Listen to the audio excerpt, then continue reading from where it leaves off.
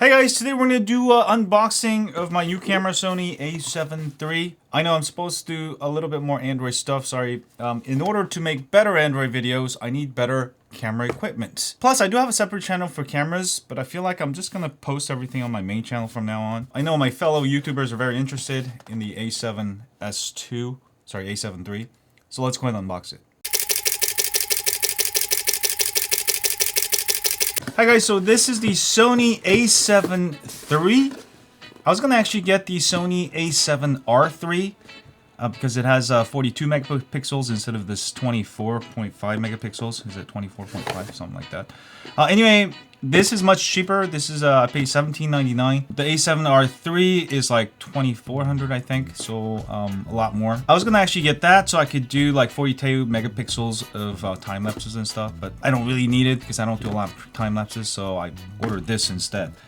This is a full frame camera, and I'll tell you the reasons why I got this over something like the A6500 or A6400, but let's go ahead and unbox it real quick. I actually unboxed it already, been using it for a little bit. Camera is never gonna stay in the box once I get it, so I apologize for unboxing the thing already, but it comes with camera body. Looks very nice, very sturdy. It comes with straps. I hate using these straps. I usually use like a shoulder mount so I can carry it with me, or I'll use a shoulder bag. This just makes you look very touristy, so I'll just throw this away. There's a Sony adapter. It's a micro USB. Nothing else in the box except for manuals. Sorry, manuals. I don't really like to read the manuals, so this is going in my garage.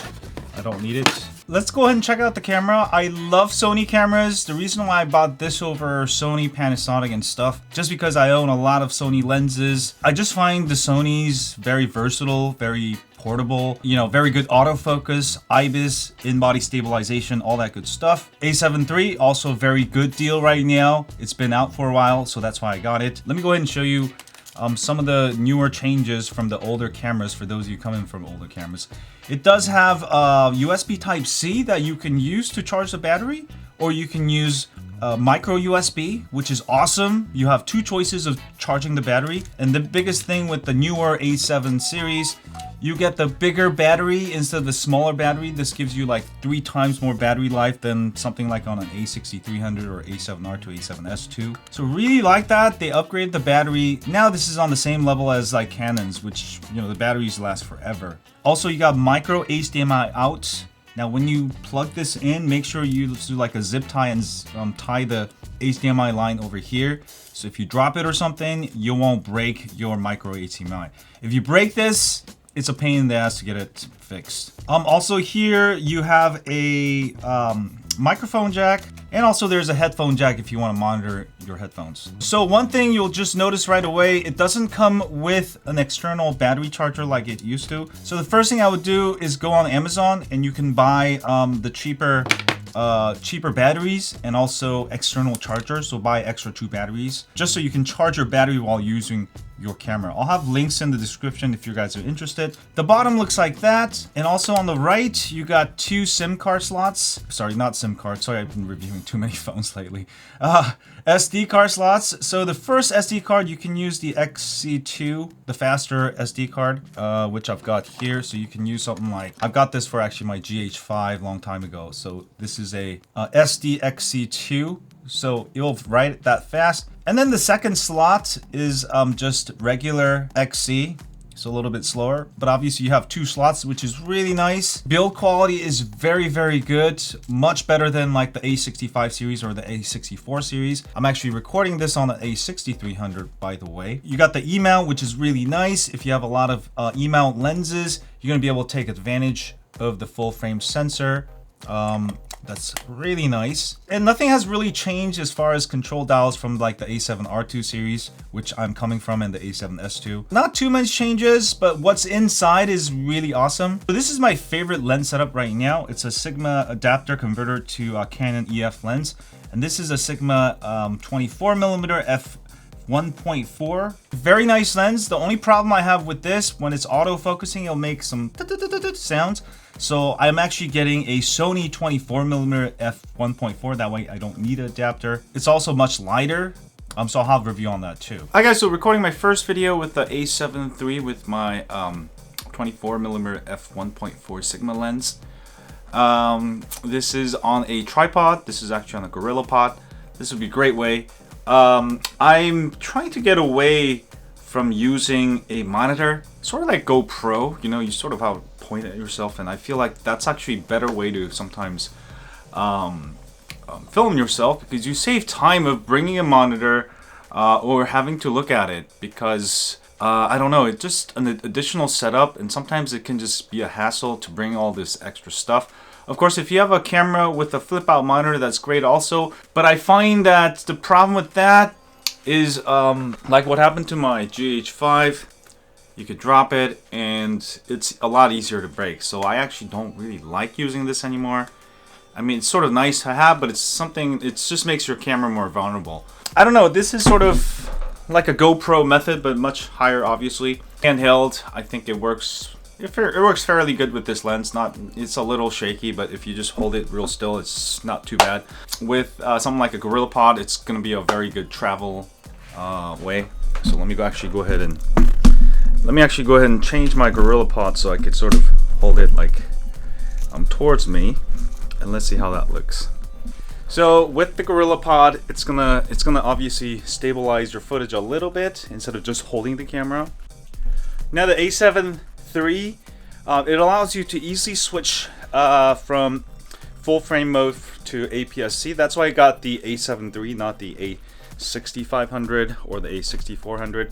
One of the benefits of having the A7 III, A7R2, A7S2, actually the A7S2 can only do in 1080p, is that you can actually pretty much change your lens from full frame lens to APS-C simply at the switch of a button. So I got this left trigger that changes the button. Let me change it back to full frame. A7R2, you would have to go into the menus and change it. It was just a drag to change it. But with the A7 III, the newer Sony cameras, even the A7R III, A7R4. So I'm going to give you the reason why I bought the more expensive A7 series instead of the A series, the A6500 or 6400. The biggest reason is that obviously I can use a full frame lens, which means I can get the full 24mm from a full frame. This is a 24mm. Now, this camera and also the older A7R2 and also the newer A7R3, A7R4, they all allow you to use in full frame or APS-C for 4K. So if I made a shortcut so you'll switch it. So once I press this button, you're instantly gaining 1.6x crop. So it becomes a APS-C camera. So my 24mm lens becomes instantly to 38.4, which is 1.6x. Now, if I apply the clear zoom, I can go additional 1.5x from that, which is basically 57.6. So out of this one 24mm f1.4, I could turn it into a 57.6mm lens without losing too much quality. Clear zoom's pretty good on the Sonys, and this is the reason why I buy full frame cameras, because I'm able to carry a very fast 24mm f1.4 lens, and I'm able to zoom in, which is very versatile, especially when you travel. Even if you don't travel, if you want to do everything with one lens, the Sonys make it possible. Now with the A6500, you also get clear zoom. Obviously, you don't get the added benefit of being able to go from full frame to APS-C. Now, full frame is also very nice. You get very, very nice bokeh. One of the reasons I really like it, you can get that real separation from the background.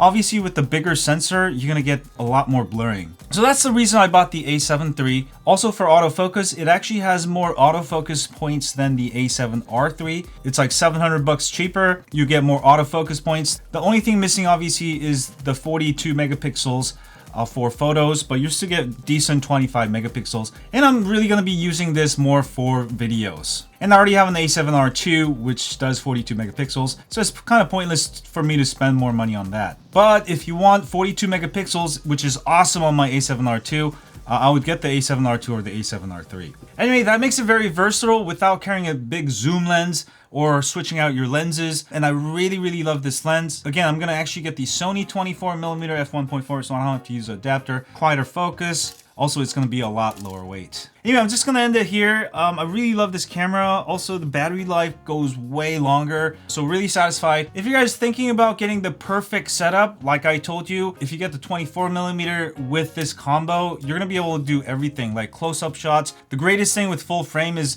you can get, let me go ahead and show you. One of the reasons why I use an A7S II, this is actually my main camera. I've got about 2 feet of space, which means I'm really close and I'm gonna have to use like a really wide angle lens. You may be able to go with like an APS-C, like an A6300, 6400, 6500 and put like a Sigma 16mm, which I actually also order. I'm gonna test it out. But that does give you a sort of a fisheye distortion.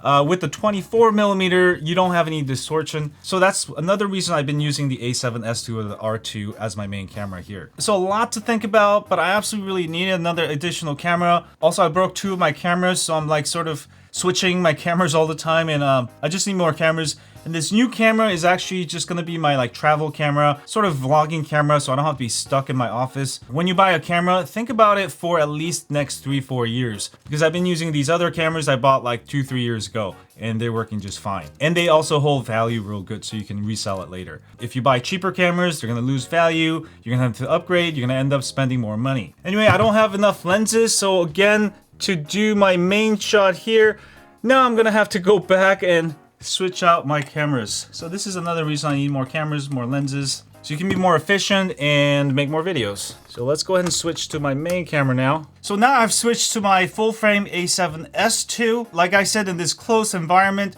I'm only 2 feet away and I'm still able to get nice depth of field, nice blurring of the background. Also, it's a very sharp lens, so I can use it in like, you know, super darkness, and it really doesn't matter which camera I use because it's so sharp, picks up so much light in the darkness.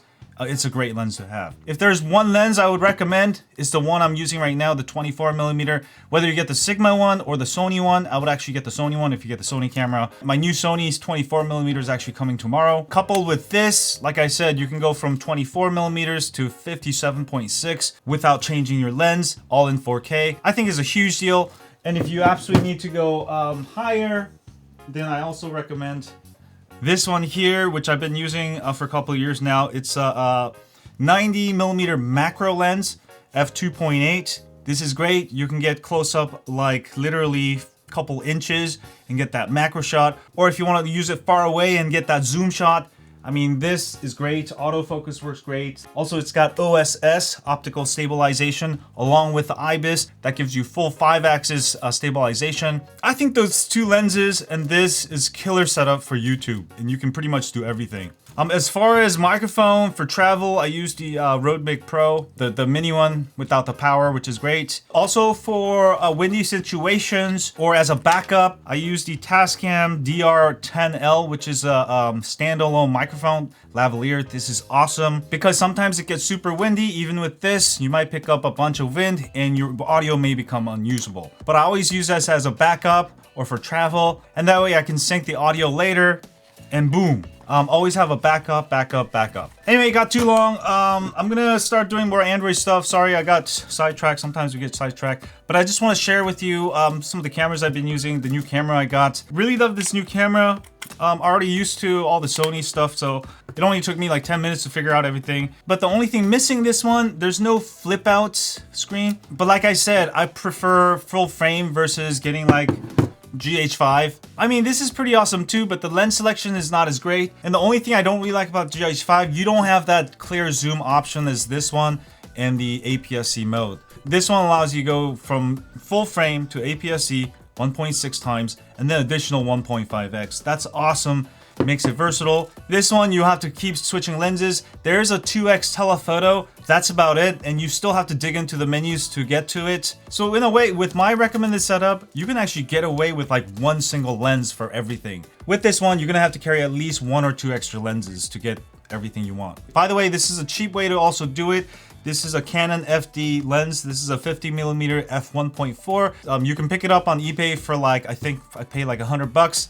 And you can get an FD adapter for any camera. I've got one for Panasonic. This is a very fast lens, f1.4, and you don't need autofocus. For example, your camera's just sitting on here on a tripod like mine. Then you can go ahead and use these old lenses and connect it to any of the newer cameras and take advantage of these nice older cameras. Anyway, it got too long. If you guys are interested in this setup, I know some of you are, I will make a video in the future. Pretty awesome lens for video, by the way.